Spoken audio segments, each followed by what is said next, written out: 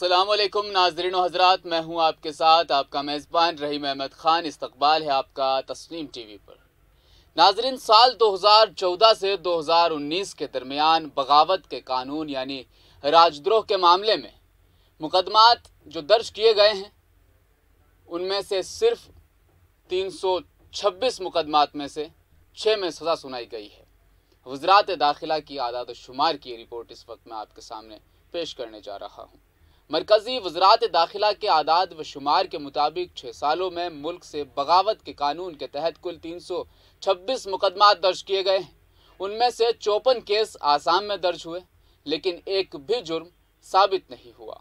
Supreme court ने कानून पर नज़रसानी तक गद्दारी के मुकदमात में तमाम कार्रवाइयों पर रोक लगा दी है और हिदायत की है कि इसके तहत कोई नई FIR दर्ज ना की जाए। नाज़रीन, मुल्क में 2014 से 2019 के दरमियान कुल 326 मुकदमात दर्ज किए गए, जिनमें नवाबादियात दौर के मुतनाज़ा बगावत के कानून यानी ताज़ीरात हिंद के तहत सिर्फ 124A की दफ़ा के ज़रिए IPC की जो ये धारा है, लोगों को इसके ज़रिए सज़ा सुनाई गई। मरकज़ी वज़रात दाखिला के आदाद व शुमार के मुताबिक 2014 से 2019 के दरमियान मुल्क से बगावत के कानून के तहत कुल 326 मुकदमात दर्ज किए गए थे। उनमें से 54 केस आसाम यानी सिर्फ एक सूबे से दर्ज है। हुक्काम ने बताया कि दर्ज किए गए मुकदमात में से मुकदमात जो 141 बनते हैं उनमें चार्जशीट दाखिल की गई है, जबकि 6 साल की मुद्दत में सिर्फ 6 अफराद को जुर्म के लिए सज़ा सुनाई गई है। आदाद व शुमार के मुताबिक आसाम में दर्ज 54 मुकदमात में से 26 मुकदमात में चार्जशीट दाखिल की गई और 25 मुकदमात में ट्रायल मुकम्मल हुआ। ताहम साल 2014 से 2019 के दरमियान एक भी केस में सज़ा नहीं सुनाई गई। या आसाम सूबे की इस वक्त मैं बात कर रहा हूँ। नाजरीन, दफ़ा 124A झारखंड ने 6 सालों के दौरान इस दफ़ा के तहत 40 मुकदमात दर्ज किए हैं, जिनमें से 29 मुकदमात में चार्जशीट दाखिल की गई है और 16 मुकदमात में ट्रायल मुकम्मल हुआ। रियासत में दर्ज इन तमाम मुकदमात में से सिर्फ एक शख्स को सज़ा सुनाई। नाजरीन, अगर हरियाणा की बात करें तो 19 मुकदमात में चार्जशीट दाखिल करने के साथ सेडिशन एक्ट के तहत कुल 31 मुकदमात दर्ज किए गए थे और 6 मुकदमात में ट्रायल मुकम्मल हुआ। यहाँ भी सिर्फ एक शख्स को सज़ा सुनाई गई। बिहार, जम्मू और कश्मीर और केरला में गद्दारी के कानून के तहत 25 मुकदमात दर्ज किए गए। साल 2014 और 2019 के दरमियान उत्तर प्रदेश में बगावत के 17 और बंगाल की बात करें तो 8 मुकदमात बंगाल में भी दर्ज किए गए। उत्तर प्रदेश में 8 और मगरबी बंगाल में 5 मुकदमात में सिर्फ चार्जशीट दाखिल की गई। दोनों रियासतों में किसी पर भी जुर्म साबित नहीं हो सका। इस दौरान दिल्ली में 4 मुकदमात दर्ज हुए। इन मामलों में भी चार्जशीट दाखिल नहीं की गई और ना ही किसी को सज़ा सुनाई गई।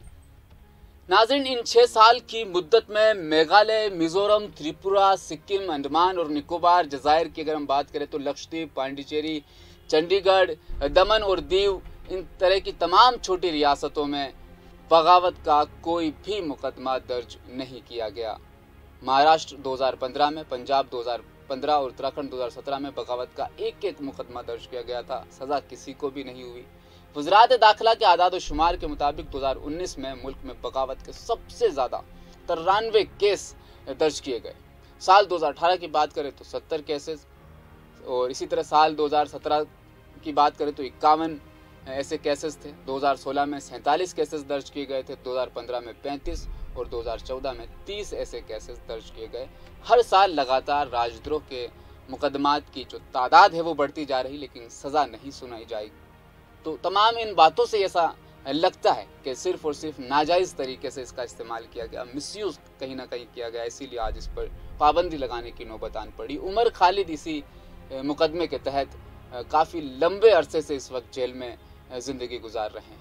मुल्क में बगावत के कानून के तहत 2019 में 4, 2018 में 38, 2017 में 27 और 2016 में 14 और 2015 में 6 चार्जशीट दाखिल की गई है।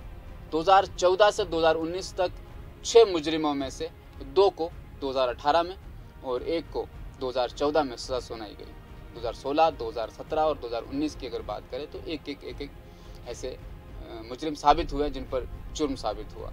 लेकिन इनके अलावा जितने भी अफराद उन पर जुर्म साबित नहीं किया गया, कई मामले में चार्जशीट तक दाखिल नहीं की गई, इसके बावजूद एक लंबे अरसे से एक शख्स जेल में अपनी ज़िंदगी गुजार देता है।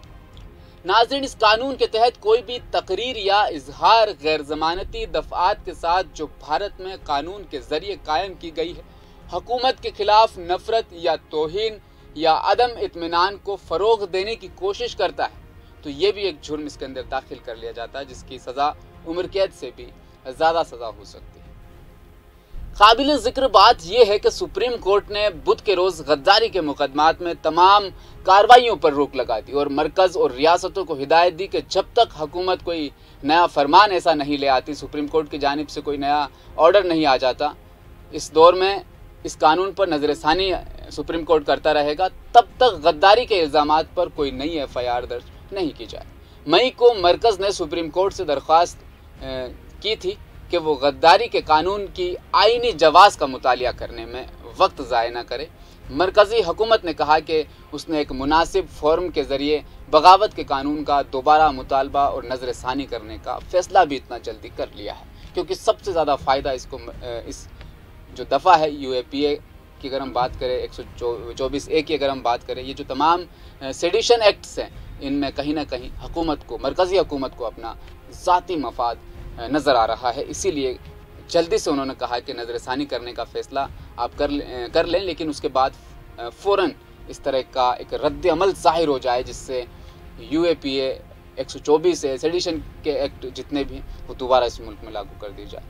मरकज़ की मोदी हुकूमत ने 7 मई को सुप्रीम कोर्ट में बगावत से मुतल्लिक ताज़ीज़ी कानून PCI के तहत 124A के जो तहत है, इसकी दुरुस्तगी को बरकरार रखने की आईनी बेंच के 1962 के फैसले का दिफा किया था। मरकज़ ने कहा कि यह कानून तकरीबन 6 दहाइयों से नाफिज है और इसके गलत इस्तेमाल की मिसालें कभी भी नहीं मिलती। इस पर नज़रसानी की वजह जो बने, इस तरह की कोई वजह नहीं मिलती। सुप्रीम कोर्ट गद्दारी कानून की आईनी हैसियत को चैलेंज करने वाली मुख्तलिफ दरख्वास्तों पर समाअत कर रही है। बगावत का कानून इन इल्ज़ामात के दरमियान तनाज़ात का मरकज़ में रहा कि इसे मुख्तलिफ हुकूमतें सियासी दुश्मनी तय करने के लिए अपना बतौर हथियार इस्तेमाल कर रही हैं।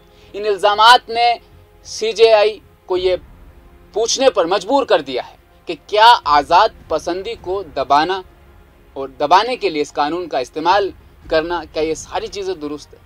कानून की आज़ादी के 75 साल बाद भी क्या हमें इन तमाम चीज़ों की ज़रूरत पड़ सकती है?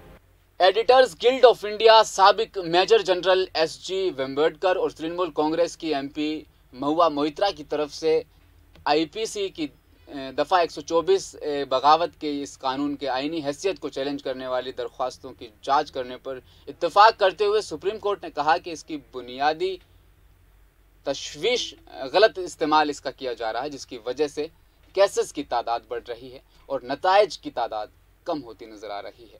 लेकिन मरकज़ी हुकूमत यानी मोदी सरकार को ज़रा भी इस बात की फ़िक्र नहीं कि आखिर इसका जो गलत इस्तेमाल किया जा रहा है, इसको किस तरह से रोका जाए। सुप्रीम कोर्ट ने रोकने की कोशिश की तो वहाँ एक दरख्वास्त मरकज़ी हुकूमत ने दायर कर दी। बगावत के कानून को अदालतों ने कई मामलात में तनकीद का निशाना बनाया। हालिया दिनों में बहुत सी अदालतों ने इसे सख्त कानून पर तनकीद की और कुछ मामलात में इन दरख्वास्त गुजारों को सज़ा भी दे दी जिन्होंने उसके दफ़ात पर अमल दरामद की दरख्वास्त की थी। बगावत से मुतल्लिक ताज़ीज़ी कानून के बेतहाशा गलत इस्तेमाल से मुतल्लिक अदालती उज़्मा ने गुज़श्ता साल जुलाई में मरकज़ से कहा था कि वो आज़ाद है और आज़ादी की तायद करती है। महबूबा मुफ्ती, इसी तरह से तमाम सियासतदानों के बयान खुलकर सामने आए कि UAPA की ज़रूरत वाकई में नहीं थी। सेडिशन एक्ट को सुप्रीम कोर्ट ने इस पर रोक लगा दी है फ़िलहाल के लिए, जब तक इस पर दोबारा गौर नहीं किया जाएगा। ये एक अच्छा कदम है। तमाम वो लोग जो जेलों में अब भी बंद है इन एक्ट्स के तहत, आखिर उनकी ज़मानत पर भी हुकूमत को गौर करना चाहिए। हमारी इस ख़ास रिपोर्ट में फ़िलहाल इतना ही। मैं लेता हूँ आपसे इजाज़त।